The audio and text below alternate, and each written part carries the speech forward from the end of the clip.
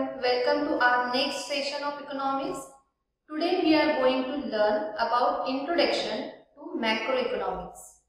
Hello everyone, welcome to our next session. Today we are going to learn about introduction to macroeconomics. This presentation contains meaning of macroeconomics, definition of macroeconomics, scope of macroeconomics, features of macroeconomics and importance of macroeconomics. Meaning of macroeconomics. The term macro is derived from the Greek word makros, which means large. Macro deals with the study of aggregate which relates to the whole economy, such as national income, total employment, total consumption, total investment, total savings, aggregate demand, aggregate supply and general price level.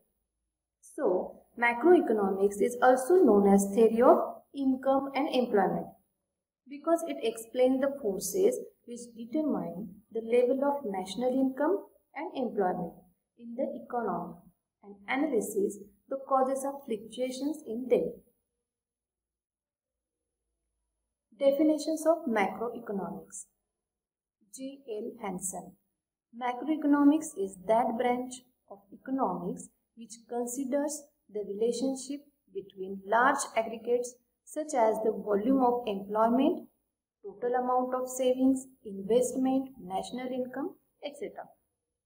It means macroeconomics is a study of whole economics which deals with macro variables like national income, total employment, total savings, etc. Second definition is Professor Carl Shapiro. Macroeconomics deals with the function of the economy as a whole. It means it is related to the whole functioning of the economy. Scope of macroeconomics.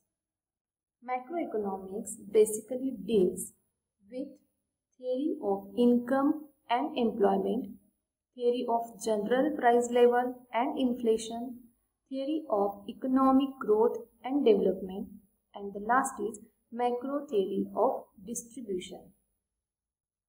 Macroeconomics explains the determinants which bring about increase in national income, output, employment over a period of time. The first is theory of consumption, theory of income and employment.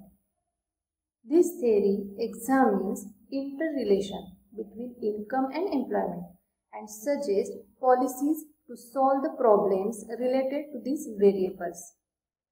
To understand how the level of income and employment is determined, we have to study the determinants of aggregate supply and aggregate demand.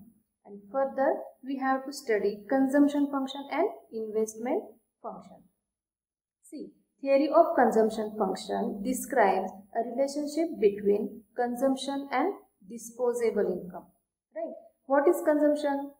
Consumption means the goods and services are used by the consumers. Means certain consumer goods like washing machine, fridge, etc. are consumed over a long period of time, while other products like cakes, breads are consumed immediately after purchase. And what is the disposable income? Disposable income means income that is left after paying taxes and for things that are essential such as food and housing. Now see, the second point is theory of investment function. It refers to addition in total output when capital stock increase by 1 unit. We see that theory of business cycle is also a part and parcel of the theory of income. There are 4 phases of business cycle have been shown in figure. In the expansion phase, there is increase in production, employment, wages, profit, output, demand and supply.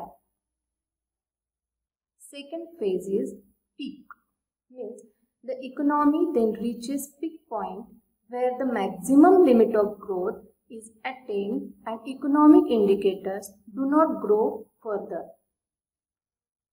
Third is recession.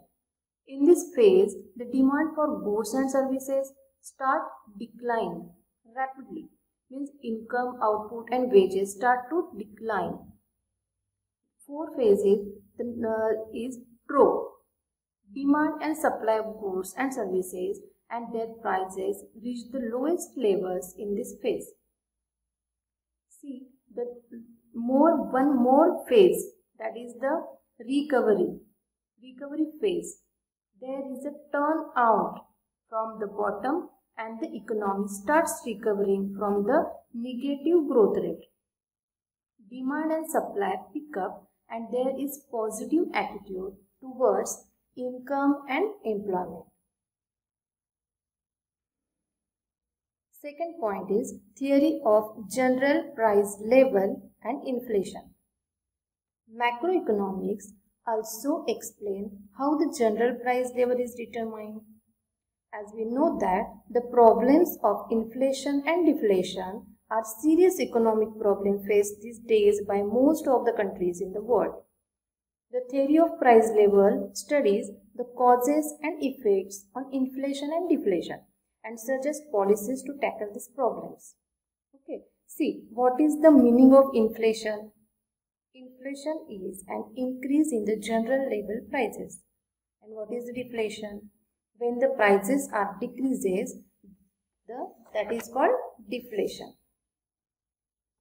Next point is theory of growth and development. Theory of growth and development. It studies the causes of underdevelopment and poverty in poor countries and suggests strategies for accelerating growth and development in the country. Growth theory also deals with the problems of full utilization of increasing productive capacity in developed countries. We see that aggregate demand and aggregate supply. Aggregate demand means a total demand and aggregate supply means total supply. Next point is macro theory of distribution. Macro theory of distribution deals with the determination of the aggregate rewards of various factors such as national income or employment. You have already studied theory of distribution in our first session. The services of factors of production such as land, labor, capital and entrepreneur are used to produce certain goods and services. Next point is features of macroeconomics. See the first point, study of aggregate. Macroeconomics deals with the study of entire economy. It studies the overall conditions in the economy such as national income, national output, total employment, etc. Second point is income theory. Macroeconomics is also known as income theory. It studies the factors determining national income and employment and the causes of fluctuations in income and employment. What are the causes of fluctuations in income and employment? We'll study how you will calculate the national income of the economy, what factors are affected on the national income, when will the national income increases and when will the national income decreases, why it is decreasing, why it is increasing, which factors are excluded and why other factors are included. So that is all study under the income theory, and this is the study of macroeconomics. The next point is interdependence. The next point is general equilibrium analysis. General equilibrium analysis, macroeconomics analysis is based on general equilibrium. This is because it deals with the economic system as a whole and studies the interrelationships and interdependence between the various macro variables in an economy. For example, when aggregate demand and aggregate supply are equal, it will determine the level of income and employment. The next point is interdependence. Interdependence is the core subject of macroeconomics. Everything depends on everything else. See, change in the level of investment may result in change in income, output, change in everything. The next point is lumping method. Macroeconomics uses the lumping method for the purpose of economic study. It considers aggregates like national income, total consumption, etc. The next point is growth model. What is model? Model is a specific design of a product. Growth model is a representation of the growth mechanics and growth plan for your product. These growth models are used for studying economic development. Next point is general price level. General price level is the average of all prices of goods and services currently being produced in the country, in the economy.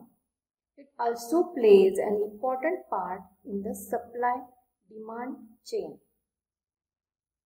The next point is policy-oriented.